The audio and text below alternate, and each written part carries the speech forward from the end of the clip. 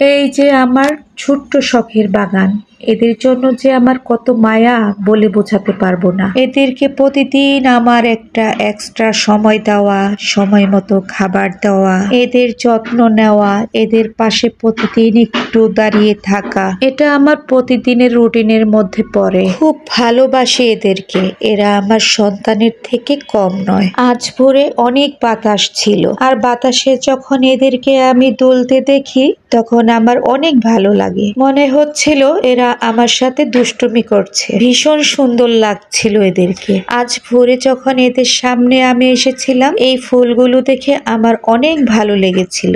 ফুল আমার অনেক ভালো লাগে। গাছ পাগলি আমি, গাছকে খুব ভালোবাসি আমি, ঠিক সন্তানের মতোই ভালোবাসি। আমি যদি কখনো নিজের একটা বাড়ি করতে পারতাম, তাহলে সেই বাড়িটাতে আমি শুধু গাছ লাগিয়ে ভরে রাখতাম। আমার পছন্দের সব গাছ থাকতো সেখানে। গাছ আর আমি অনেক সময় কেটে যেত সেখানে, ভালো লাগায়, ভালোবাসায়। গাছগুলোর পাশে ছোট্ট একটা বসার স্পেস করতাম, সেখানে বসে আমি 2 বেলা চা খেতাম। সেখানে বসে চা খাওয়ার সময় সকালের সূর্যটা আমাকে পুরোপুরি স্পর্শ করতে পারতো না। গাছেরা আমাকে ছায়া দিয়ে রাখতো।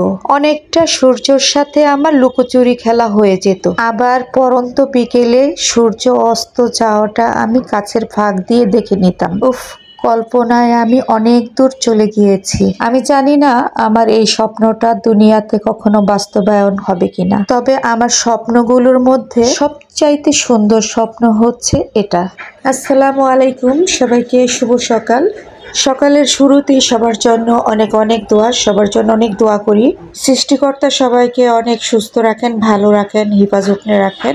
সারাদিন সবার অনেক ভালো কাটুক, এই দোয়া সবার জন্য।